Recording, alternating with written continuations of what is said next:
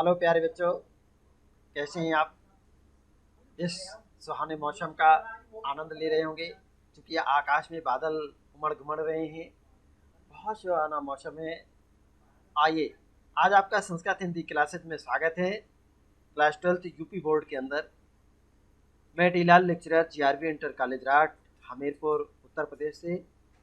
प्यारे बच्चों, आज हिंदी कक्षा 12 में हिंदी खंड का काव्य भाग।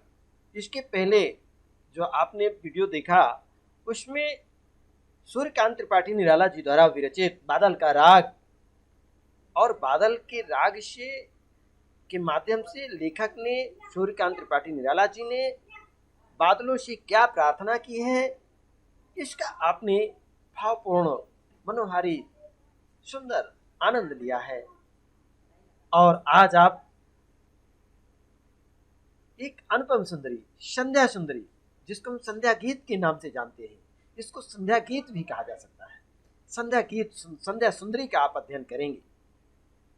संध्या सुंदरी, इसके माध्यम से संध्या सायंकालीन सुंदरता का वर्णन करना, उसको दर्शन करना, हम सभी को उसके आनंद, उसकी हंसी खुशी के साथ कैसा उसका मनोरंजन, अर्थात ये काव्य जो होता है, काव्य सुंदरता के लिए, आनंद के लिए, खुशी के लिए, मन को प्रफुल्लित करने के लिए पढ़े जाते हैं, लिखे जाते हैं निश्चय ही।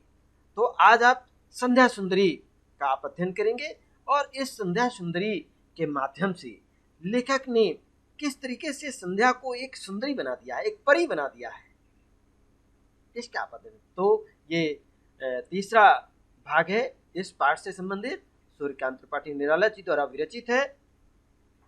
प्यारे बच्चों, ये भी कहा गया है कि जो पढ़ता है, आपके लिए जो पढ़ता है वही दुनिया को पढ़ाता है।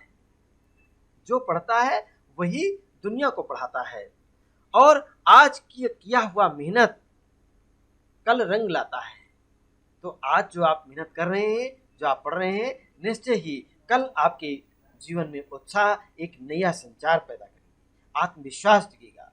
आइए, आज आप संध्या सुंदरी इस काव्य पाठ का अध्ययन करेंगे और इस पाठ पर आधारित काव्य सौंदर्य और संदर्भ, प्रसंग, व्याख्या और पाठ पर आधारित कुछ प्रश्न, उनके उत्तर भी जानेंगे।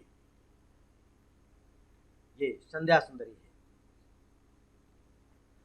दिवसावसान का समय, लेखक ने संध्या सुंदरी के रूप में कहा, दिवसावसान का समय, मेघ में आसमान से उतर रही, मेघमय आसमान से उतर रही, वह संध्या सुंदरी परी सी।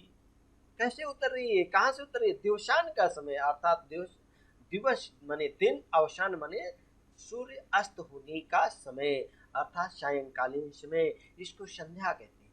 दो संध्याएं आप देख रहे हैं, प्रातःकालीन संध्या और सायंकालीन संध्या। तो ये दिवस का अस्त होता है, संध्या सायंकालीन है।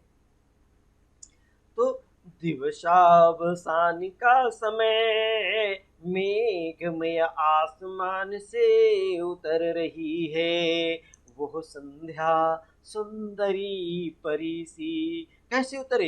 धीरे धीरे धीरे, तिमिरांचल में चंचलता का नहीं कहीं आभास, मधुर मधुर है दोनों उसके अधर। लेखक ने कल्पना की है कि उनके जो मीठे मीठे दोनों अधर कैसे मीठे, मधुर से मधुर मधुर है दोनों उसके अधर, किंतु जरा गंभीर, किंतु जरा गंभीर नहीं है उनमें हास विलास, हंसता है तो केवली तारा एक, गुथा हुआ उन घुंघराले काले काले बालों से, हृदय राज की रानी का वो करता है अभिषेक, हृदय राज की रानी का वो करता है अभिषेक। ये शस्त्र वादन आपने हमारे साथ किया है। अब आप इसका संदर्भ जानेंगे। प्रस्तुत काव्य पंक्तियां हमारी पाठ्य पुस्तक हिंदी काव्य के संध्या सुंदरी नामक कविता से अवतरित है या लिया गया है। इसके रचयिता कविवर सूर्यकांत त्रिपाठी निराला जी हैं। अब आइए प्रसंग जान लें। प्रस्तुत काव्य पंक्तियों में कविवर सूर्यकांत त्रिपाठी निराला जी ने संध्या सुंदरी का वर्णन एक रमणी के रूप में किया है, एक सुंदरी के रूप में, परी के रूप में किया है। आइए व्याख्या सुनिए। दिवस अवसान का समय, दिवस माने दिन, अवसान माने होता है सूर्य डूबने का, अवसान माने डूबने का समय है। मेघ में अर्थात बादलों के समान, आसमान माने आकाश से उतर रही है। कौन उतर रही है? वो संध्या उतर रही है। और संध्या को किस रूप में लेखक ने निरूपित किया है? एक सुंदरी परी सी, अर्थात बहुत तरुणी रमणी के समान। दिन की समाप्ति का समय है। दिन की, दिवस अवसान माने दिन की समाप्ति का समय है। मेघ से परिपूर्ण अर्थात बादलों से परिपूर्ण आकाश से संध्या रूपी वह सुंदरी परी के समान धीरे धीरे धीरे नीचे की ओर उतर रही है। वो अपने आंचल में तिमिरांचल, वो अपने अंचल में, तिमिर माने अंधकार, अपने अंचल में अंधकार को भरे हुए है। चंचलता का कहीं नहीं आभास, अर्थात जरा सी भी चंचलता या हलचल या शोर शराबा नहीं है। अर्थात सर्वत्र शांति है, बिल्कुल सुना साना है। वो अंधकार को भरे हुए चली आ रही है और संध्या के आगमन के साथ धरती पर अंधकार फैलने लगता है। क्या फैलने लगता है? अंधकार फैलने लगता है। और उस अंधकार से भरा हुआ उसका आंचल एकदम शांत है, बिल्कुल शोर शराबा उसमें का जरा सा भी आभास नहीं हो रहा, एहसास नहीं हो रहा है। अर्थात संध्या के समय वातावरण बिल्कुल शांत हो जाता है, उसमें चंचलता का आभास नहीं हो मिलता है। संध्या रूपी सुंदरी के अधर अर्थात ऊपर नीचे की जो ओष्ठ है, वो अधर भी कैसे हैं? मधुर मधुर है। देखिएगा, मधुर मधुर दोनों अधर हैं, किंतु जरा गंभीर, अर्थात लेकिन देखने में कैसे है? उसकी मुख मुद्रा गंभीर है, उसमें हास्य विलास को व्यक्त करने वाली चेष्टाओं का अभाव है। जैसे एक नवयुवती सुंदरी जब चलती है तो उसके हंसने की, मुस्कुराने की उसमें कुछ हलचल होती है, लेकिन इस संध्या रूपी सुंदरी में हलचल नहीं है, गंभीर है, शांत है। और नहीं उनमें जरा सा हास विलास, हंसी खुशी का एहसास उनमें नहीं है, किंतु उसकी मुख मुद्रा, अब देखिए, उसमें हास विलास को व्यक्त करने की चेष्टाओं का सर्वत्र अभाव है। अब देखिएगा, हंसता है तो केवल एक तारा, उस समय देखिएगा, किंतु उसमें हंसता है तो केवल एक तारा, वो सुंदरी नहीं हंस रही है, हंसता कौन है? आकाश में तारा एक हंस रहा, ध्रुव तारा आप कहेंगे, सबसे पहले चमकता हुआ है। तो गुथा हुआ उन घुंघराले काले काले बालों से, अर्थात उसके घुंघराले काले काले बालों में गुथा हुआ है। क्या गुथा हुआ? मात्र एक ही तारा हंस रहा है। कौन हंस रहा है? एक तारा हंस रहा है। वो तारा ऐसा प्रतीत हो रहा है हृदय राज्य की रानी, अर्थात मानो वो अपने हृदय राज्य की रानी का अभिषेक कर रहा हो, उसका स्वागत कर रहा हो, उसका अभिनंदन कर रहा हो। तो प्यारे बच्चों, इसकी व्याख्या आपने सुन ली होगी। तो मेघ में आपने इसकी व्याख्या देखिएगा, रेखांकित पंक्तियों की व्याख्या करने के लिए आपको आता है, तो इसकी भी व्याख्या आपको बताई गई कि वो संध्या मेघमय माने होता क्या आता है? बादलों की समान या बादलों से युक्त, आसमान माने आकाश से संध्या रूपी सुंदरी वो तरुणी रमणी नीचे की ओर धीरे धीरे परी के समान, परी सी माने एक परी, सुंदरी परी के समान वो धीरे धीरे नीचे की ओर उतर रही है, व्याख्या की गई आपको। चलिए, तो प्यारे बच्चों, इस पाठ पद्यांश पर आधारित आइए आप पहले इसकी काव्य सौंदर्य जान लें कि प्रस्तुत काव्य पंक्तियों में भाषा कौन सी है। तो आप क्या बताएंगे? प्रस्तुत काव्य पंक्तियों में भाषा शुद्ध खड़ी बोली है। और इसमें अलंकार कौन से हैं? अनुप्रास अलंकार, रूपक अलंकार, उत्प्रेक्षा अलंकार। देखिए कि सुंदरी के समान उसका रूप सौंदर्य का वर्णन किया गया है। रूपक अलंकार है, उत्प्रेक्षा अलंकार मानो परी उतर रही है, और मानवीकरण अलंकार है। इसमें पुनरुक्ति प्रकाश अलंकार है, लेकिन विरोधाभास भी है। प्यारे बच्चों, अलंकारों की सुंदर छटा है इसमें, और रस इसमें श्रृंगार है, क्योंकि उसकी सुंदरता का वर्णन किया गया है। तो इस संपूर्ण काव्य में कौन सा रस है? श्रृंगार रस है। और श्रृंगार रस की परिभाषा प्यारे बच्चों आप जानते हैं, जहां काव्य में रति नामक की स्थायी भाव, विभाव, अनुभाव संचारी भाव से पुष्ट होकर रस रूप में प्रवृत्त होता है, वहां पर श्रृंगार रस होता है। तो प्रस्तुत काव्य पंक्तियों में श्रृंगार रस है। शब्द शक्ति कौन सी है? इसमें प्रस्तुत काव्य पंक्तियों में शब्द शक्ति लक्षणा है, गुण इसमें माधुर्य है। आइए प्यारे बच्चों, अब इन पाठ पर पद्यांश पर आधारित कुछ आपसे प्रश्न हैं, उन प्रश्नों को आप बताएं जानेंगे। उपर्युक्त पद्यांश का संदर्भ लिखिए। तो संदर्भ आप क्या लिखेंगे?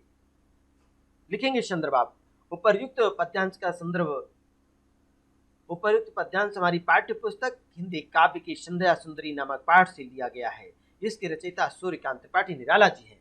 रेखांकित अंश की व्याख्या आपको बताई जा चुकी है, पुनः आप लिख लेंगे। तीसरा प्रश्न आपसे पूछा जा रहा है, संध्या की तुलना किससे की गई है? तो आप क्या बताएंगे? संध्या की तुलना एक सुंदर परी से की गई है।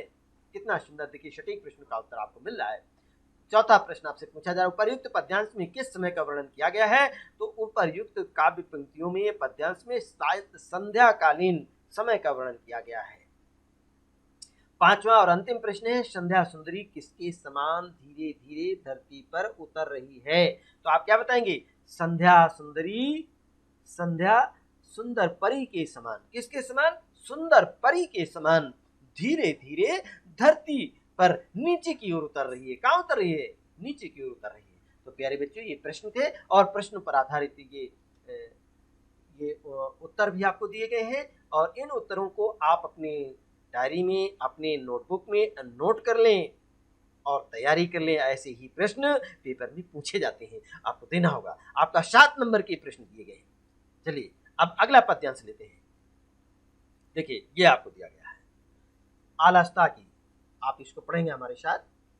अलस्ता की सी लता, किंतु कोमलता की वो कली, सखी नीरवता के कंधे पर डाले बाहों छाहसी अंबर पथ से चली।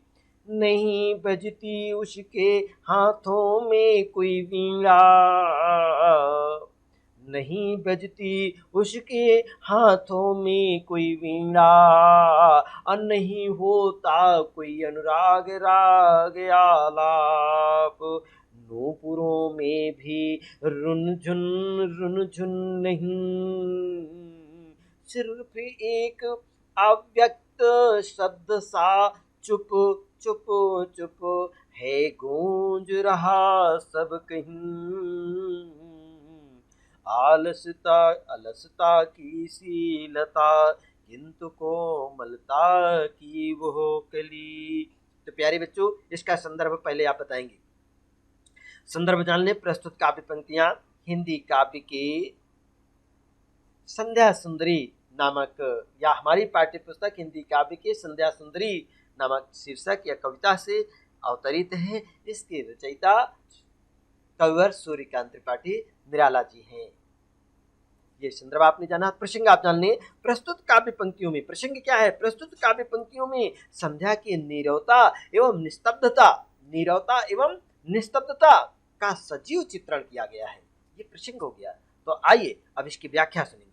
अलस्ता की सी लता, निराला जी कहते हैं कि वो संध्या सुंदरी आलस्य की लता के समान प्रतीत हो रही। किसके समान? ये व्याख्या आपको करनी पड़ेगी, रेखांकित अंश की व्याख्या में है आपको। अलस्ता की सी लता अर्थात आलस्य की लता के समान प्रतीत होती है, फिर भी वो कोमलता की कली है। किसकी? किंतु कोमलता की वो कली, अर्थात कोमलता की मानो वो सुंदर कली है। वो अपने सखी के, अर्थात वो नीरवता के, सखी नीरवता के कंधे पर डाले बाह, अर्थात लेखक का मानना है कि वो अपनी सखी नीरवता के कंधे पर बाह रखे हुए और छाया के समान सूक्ष्म छाह से अंबर पथ से चली, अर्थात छाया के समान सूक्ष्म और अदृश्य रूप में आकाश मार्ग से उतरती चली आ रही है। कहां से उतरती चली है? अंबर पथ से चली, अर्थात अंबर आकाश मार्ग से नीचे की ओर उतर रही है, अर्थात चली आ रही है। उसके हाथों में कोई वीणा नहीं, देखिए नहीं बजती उसके हाथों में कोई वीणा, उसके हाथों में कोई वीणा नहीं बज रही है और वीणा की धुन नहीं सुनाई दे रही है, ना ही प्रेम के संगीत का कोई आलाप सुनाई पड़ रहा है, कोई राग भी नहीं सुनाई पड़ रहा है। वो नहीं होता अनुराग, देखिएगा नहीं होता कोई अनुराग राग या आलाप। और लेकिन नूपुर माने क्या होता है? जब जो नारियां अपने पैरों में पहनती हैं पायल, और उसमें क्षुद्र घंटियां लगी, छोटी छोटी सी घंटियां, उनकी आवाज होती है तो रुंझुन की आवाज, तो उसमें रुंझुन की आवाज भी नहीं है। अर्थात तो आकाश में किस तरीके से उसके नूपुरों से भी रुंझुन की ध्वनि सुनाई नहीं पड़ रही है। आकाश में धरती पर और सरोवर में भी, शांत सरोवर में भी विचार मग्न, अर्थात वो शयन करती हुई सोती हुई सी कमलनी के समूह में भी कहां पर सिर्फ अव्यक्त सा शब्द है, चुप चुप, अर्थात चुप चुप, वो सिर्फ निश्चल है, सिर्फ एक शब्द है, वो चुप चुप है। वो आकाश मार्ग से कमलनी के समूह में भी वो धीरे धीरे नीचे की ओर उतर रही है। तो किस प्रकार से अव्यक्त, अर्थात अव्यक्त, व्यक्त माने प्रकट हुआ, अव्यक्त जो प्रकट न हुआ, दिखाई नहीं पड़ रहा है। शब्द केवल क्या है? चुप चुप, अर्थात वो चुप चुप केवल अग्नि में भी कहां कहां पर दिखाई पड़ रहा है? वो केवल प्रकाश, विपुल जलराशि में भी, प्रकाश में भी, वायुमंडल में भी, सर्वत्र, अर्थात सर्वत्र व्यापी अग्नि में भी केवल यही एक शब्द, अव्यक्त शब्द सा चुप चुप चुप केवल गूंज रहा है। तात्पर्य है कि सर्वत्र नीरवता का साम्राज्य है। प्रस्तुत काव्य पंक्तियों में परिष्कृत खड़ी बोली है, भाषा कृत परिष्कृत खड़ी बोली है, और अलंकार मानवीकरण अलंकार है। प्रस्तुत काव्य पंक्तियों में कौन सा अलंकार है? मानवीकरण अलंकार है इसमें, और यमक अलंकार है, विरोधाभास अलंकार है, पुनरुक्ति प्रकाश अलंकार भी है। चुप चुप चुप, देखिएगा चुप चुप चुप, यहाँ पुनरुक्ति अलंकार है। रुंझुन रुंझुन, यहाँ पर पुनरुक्ति प्रकाश अलंकार है, और अनुप्रास अलंकार की सुंदर छटा भी है। रस इसमें श्रृंगार है, शब्द शक्ति इसमें लक्षणा है, गुण इसमें माधुर्य है। तो प्यारे बच्चों, अब आप इसमें जान लिए होंगे। इसी के साथ ही अब आप इससे पाठ पर, पद्यांश पर आधारित कुछ प्रश्न हैं, उन प्रश्नों के उत्तर आप देखेंगे। चलिए आइए इन प्रश्नों को पहले जानें। उपर्युक्त पद्यांश के कवि एवं कविता का नाम बताइएगा। तो संध्या सुंदरी किसके कंधे पर, पहला प्रश्न है, पद्यांश के कवि एवं कविता का नाम बताइएगा। तो उपर्युक्त पद्यांश के कवि सूर्यकांत त्रिपाठी निराला जी हैं, एवं कविता का नाम संध्या सुंदरी है। दूसरा प्रश्न आपसे पूछा जा रहा है, संध्या सुंदरी किसके कंधे पर बाह डालकर छाया के समान आकाश मार्ग से चली? किसके कंधे पर? नीरवता, अपनी सखी नीरवता, देखिएगा इसको दिया, संध्या सुंदरी अपनी सखी नीरवता के कंधे पर बाह डाल करके छाया के समान आकाश मार्ग से चली आ रही है। तीसरा प्रश्न आपसे पूछा जा रहा है, देखिए प्रस्तुत पद्यांश में कवि ने किसका चित्रण किया है? तो आप बताएंगे प्रस्तुत पद्यांश में कवि ने संध्या की नीरवता एवं निस्तब्धता, दो शब्द हैं, संध्या की नीरवता और निस्तब्धता का सजीव चित्रण किया गया है। अलस्ता की सी लता, इस पंक्ति में कौन सा अलंकार है? तो आप बताएंगे अलस्ता की सी लता में, आप देखिए ये संध्या का समय है और ना तो कोई आदमी है ना कोई सखी है, फिर ये अलस्ता की शीलता या मानवीकरण अलंकार है। किसका? मानवीकरण अलंकार। और रेखांकित पंक्ति की व्याख्या कीजिएगा। तो व्याख्या आपको पूर्व इसके पहले आपको बता चुके हैं, और इसको आप तैयार कर लें, आप ये नोट्स तैयार कर लें, इन प्रश्नों को उतार लें, उनके उत्तर भी आप लिखेंगे, रेखांकित पंक्तियों की व्याख्या भी आप करेंगे। हम बता चुके हैं और आप सुन लेंगे फिर से। चलिए तो इसी के साथ आइए अब अगला पद्य लेते हैं। आइए प्यारे बच्चों, अब अगला पद्यांश आप देख रहे हैं, व्योम मंडल में जगती तल में, व्योम मंडल में जगती तल में सोती शांत सरोवर पर उस अमल कमलिनी दल में, सौंदर्य गर्विता सरिता के अति विस्तृत वक्ष स्थल में, धीर वीर गंभीर शिखर पर हिम गिर अटल अचल में, और उताल तरंग आघात प्रलय घन गर्जन जलधि प्रबल में, और छित में जल में नभ में अनिल में अनल में अनल में सिर्फ एक अव्यक्त शब्द सा चुप चुप चुप है गूंज रहा सब कहीं। तो प्यारे बच्चों, ये काव्य पंक्तियां थीं और इस काव्य पंक्ति का संदर्भ आप बताएंगे। प्रस्तुत काव्य पंक्तियां हमारी पाठ्य पुस्तक हिंदी काव्य के संध्या सुंदरी नामक कविता से अवतरित है। इसके रचयिता कविवर सूर्यकांत त्रिपाठी निराला जी हैं। प्रस्तुत काव्य पंक्तियों में संध्या की नीरवता और निस्तब्धता का सजीव चित्रण किया गया है। ये प्रसंग आप जान लें। प्रसंग अगर आपसे पूछा जाए प्रसंग क्या बताएंगे, तो प्रसंग आप बताएंगे कि प्रस्तुत काव्य पंक्तियों में संध्या सुंदरी की निस्तब्धता और नीरवता या नीरवता तथा एवं निस्तब्धता का बहुत सजीव या अर्थात मार्मिक चित्रण यहाँ पर प्रस्तुत किया गया है। आइए इसकी व्याख्या करते हैं। व्याख्या कैसे करेंगे? व्योम में, अर्थात व्योम माने क्या होता है? आकाशमंडल, अर्थात व्योममंडल, वायुमंडल, वायुमंडल में, जगती तल में, अर्थात इस पूरे पृथ्वी तल में भी सोती शांत सरोवर, अर्थात कहाँ पर सो रही है? सोती है शांत सरोवर में, तालाबों में सो रही है। कहाँ पर सो रही है? तालाबों में। और फिर उस पर अमल कमलनी दल में, अर्थात कमलनी दल में, अर्थात ये आकाश में पृथ्वी पर शांत सरोवर में भी, तालाबों में भी विचारमग्न सोती हुई, विचारमग्न माने सोती हुई वो कमलनी के समूह में, अर्थात कमलनी दल के ऊपर सोती हुई है और उसके अपने सौंदर्य के मान में इठलाती है। वो क्या करती है? सौंदर्य गर्वित, अर्थात अपने सौंदर्य में वो गर्वित इतराती है सरिता के अति विस्तृत वक्ष स्थल पर, अर्थात वो नदी के वक्ष स्थल पर इतरा रही है, इठला रही है। और हिमाचल के धीर वीर गंभीर शिखर, अर्थात वो गंभीर शिखरों पर भी जो धीर वीर अटल हैं, धीर हैं, वीर के समान गंभीर हैं, धीर वीर के समान हैं। हिमालय पर्वत पर के अचल और निश्चल भाव के ऊपर उठते हुए शिखरों पर भी देखिए अटल अचल में भी, और उत्ताल तरंगाघात प्रलय, अर्थात समुद्र में भी देखिए जलधि, ये समुद्रों की उठती हुई और धीरवीर देखिएगा प्रलयंकारी, जो प्रलयकारी मेघ के समान गर्जन करते हुए पर्वत की आकार वाले तरंगों से परिपूर्ण समुद्र पर भी, पृथ्वी तल में भी विपुल, कहाँ पर? क्षिति में भी, अर्थात पृथ्वी में भी, जल में भी, आकाश में भी, अनिल में, वायु में भी और आग में भी सिर्फ एक शब्द, एक ही शब्द, अर्थात जल की राशि में भी, संपूर्ण वायुमंडल में, सर्वत्र सर्वव्यापी अग्नि में भी केवल एक शब्द अव्यक्त शब्दशः है। कैसा शब्द है? अव्यक्त शब्दशः। अव्यक्त शब्द के समान कैसा शब्द है? वो चुप चुप चुप चुप गूंज रहा है। तात्पर्य है कि सर्वत्र नीरवता का ही साम्राज्य है। प्रस्तुत काव्य पंक्तियों की आपने व्याख्या सुनी है। अब इसका काव्य सौंदर्य जान लें। प्रस्तुत काव्य पंक्तियों में भाषा शुद्ध परिष्कृत खड़ी बोली है और अलंकार इसमें मानवीकरण अलंकार है, यमक अलंकार है, विरोधाभास भी है, पुनरुक्ति अलंकार है और अनुप्रास अलंकार तो है ही। इसमें रस आपका श्रृंगार है और शब्द शक्ति इसमें लक्षणा है, गुण इसका माधुर्य है। कौन सा गुण है इसमें? अभी तक आप ओज गुण देख रहे थे, अब इसमें माधुर्य गुण है।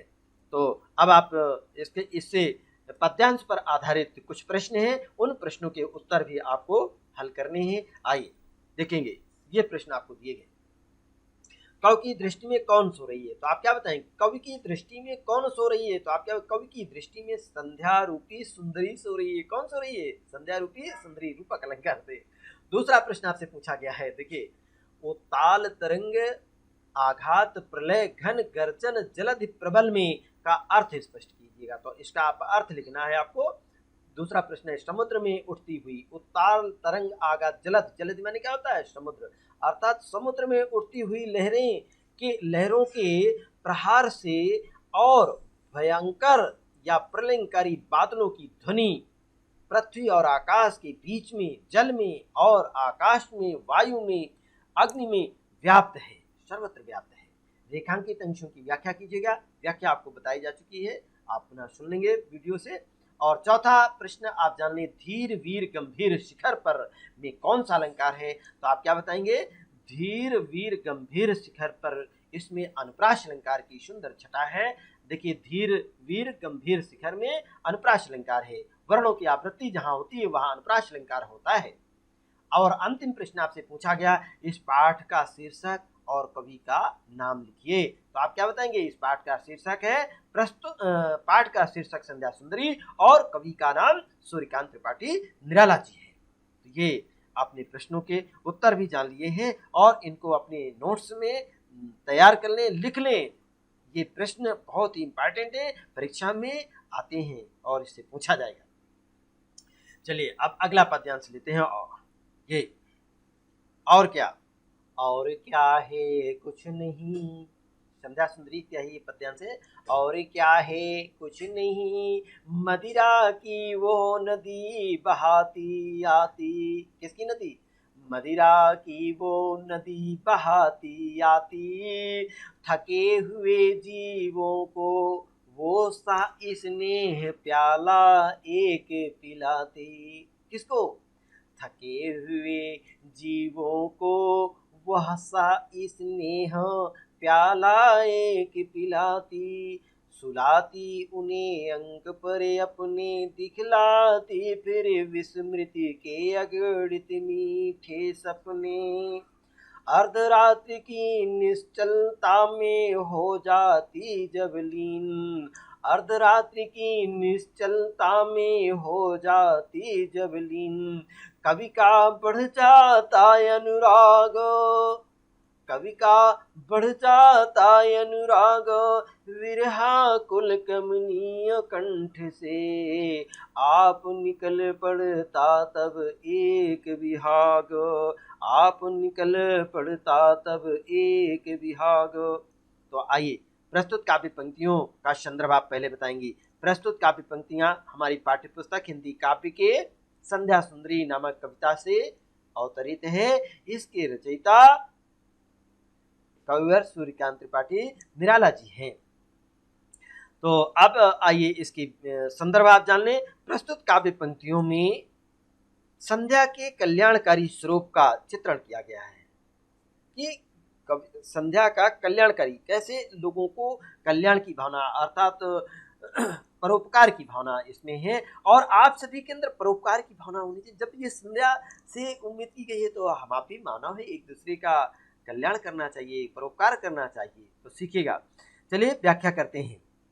तो निराला जी कहते हैं कि और क्या है कुछ नहीं है, मदिरा की वो नदी भाती। कैसे आ रही है? वो सायंकालीन जो सुंदरी, संध्या रूपी सुंदरी, एक परी के समान वो मदिरा की नदी बहाती चली आ रही। मदिरा आप जानते हैं जो मदमस्त कर देती है, अर्थात मादकता के सुंदर वो संध्या सुंदरी मादकता की नदी बहाती हुई आती है और वो थके हुए प्राणियों को क्या करती है?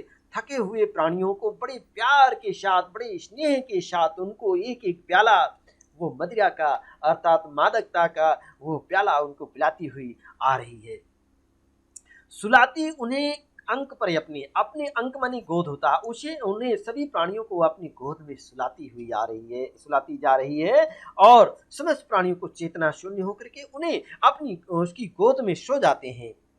सभी प्राणी चेतना शून्य होकर के उस संध्या रूपी सुंदरी की गोद में सो जाते हैं।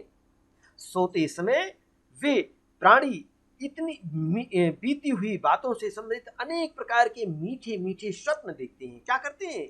अगणित नाना प्रकार के मीठे मीठे स्वप्न देखते हैं।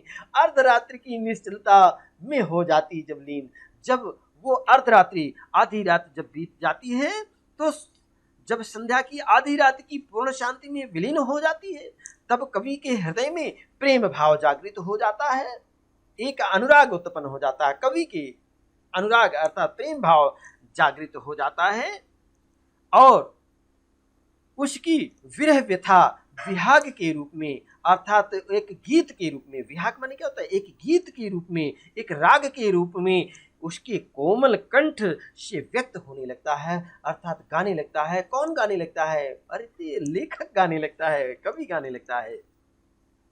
तो प्रस्तुत काव्य पंक्तियों में शाब्दिक रूप से संध्या के चित्र का साकार करने देने की कला का बहुत एक सुंदर उदाहरण यहाँ पर, एक अद्वितीय उदाहरण प्रस्तुत किया गया है। ये छायावादी शैली की अनेक विशेषताओं पर आधारित ये कविता विद्यमान है प्यारे बच्चों, और संध्या की व्यापकता का सुंदर चित्रण इसमें अधिक व्यापकता के साथ किया गया है। भाषा इसकी शुद्ध परिनिष्ठित अर्थात संकेतनिष्ठ जिसे कहते हैं खड़ी बोली है, इसमें खड़ी बोली है, और अलंकार इसमें मानवीकरण अलंकार है। रूपक अतिशयोक्ति है अर्थात अतिशयोक्ति माने बहुत बढ़ा चढ़ा करके जब वर्णन किया जाता है तो इसमें रूपक अतिशयोक्ति है अर्थात सौंदर्य का बहुत ही बढ़ा चढ़ा कर वर्णन किया गया है। इसमें रूपक अलंकार है और इसमें रस आपका श्रृंगार है। कौन सा रस है? श्रृंगार रस है। तो आइए प्यारे बच्चों, इस पद्यांश पर आधारित कुछ प्रश्न हैं आपसे किए जाते हैं, उन प्रश्नों को देखते हैं। ये प्रश्न आपसे, पहला प्रश्न आपसे पूछा जा रहा है, उपरयुक्त पद्यांश का संदर्भ लिखिए। तो आप क्या लिखेंगे? उपरयुक्त पद्यांश हमारी पाठ्य पुस्तक हिंदी काव्य के संध्या सुंदरी नामक पाठ से लिया गया है। इसके रचयिता सूर्यकांत त्रिपाठी निराला जी हैं। दूसरा प्रश्न आपसे पूछा जा रहा है, कवि का अनुराग कब और क्यों बढ़ जाता है? तो आप बताएंगे कवि का अनुराग अर्थात कवि संध्या को रात्रि में लीन होते और जीव मात्र को अपनी निद्रा की मदिरा में डुबोते हुए दृश्य को देखते हैं, तभी कवि का अनुराग बढ़ जाता है। इस पद्यांश, तीसरा प्रश्न, इस पद्यांश में किस छंद, ये पद्यांश किस छंद में है? तो यह पद्यांश मुक्तक छंद में है अर्थात छंद मुक्त है। चौथा प्रश्न है, इस पद्यांश में किस प्रसंग का उल्लेख किया गया है? तो आप बताएंगे इस पद्यांश में संध्या सुंदरी को रात्रि में संलिप्त प्राणी मात्र को अपनी निद्रा की मदिरा में डुबोने का भावुकतापूर्ण प्रसंग का उल्लेख किया गया है। सभी प्राणियों को अपनी गोद में वो सुलवा देती है, बहुत भावुकतापूर्ण मार्मिक प्रसंग का उल्लेख किया गया है। और अंतिम प्रश्न है, रेखांकित पंक्ति की व्याख्या कीजिए। तो रेखांकित पंक्ति की व्याख्या आप इस वीडियो में इसके पहले आपको बताया जा चुका है और उसको आप नोट कर लेंगे। इनको जरूर अपने नोट्स बुक में तैयार कर लें, लिख लें। और अब इसी के साथ ही ये आज का लेक्चर समाप्त होता है। और अपना ख्याल रखें, खुश रहें, प्रसन्न रहें। और प्यारे बच्चों, अगला वीडियो जो होगा वो सूर्यकांत त्रिपाठी निराला जी के बाद सुमित्रानंदन पंत जी का है। और सुमित्रानंदन पंत जी प्रकृति के जो सौंदर्य के सुकुमार कवि कहे जाते हैं। तो प्यारे बच्चों, इनका जीवन परिचय भी हम अध्ययन करेंगे और उनका काव्य सौंदर्य और उनका साहित्यिक परिचय, उनकी रचनाओं से अवगत होंगे। तो अगले पाठ की आप तैयारी करके आएंगे सुमित्रानंदन पंत जी को, और इस पर आधारित हम व्याख्या करेंगे। ध्यान रखें, तब तक आप अपना मन लगा करके तैयारी करते रहें, रिवीजन करते रहें, खुश रहें, प्रसन्न रहें। और आप सभी को बहुत बहुत धन्यवाद। फिर मिलेंगे।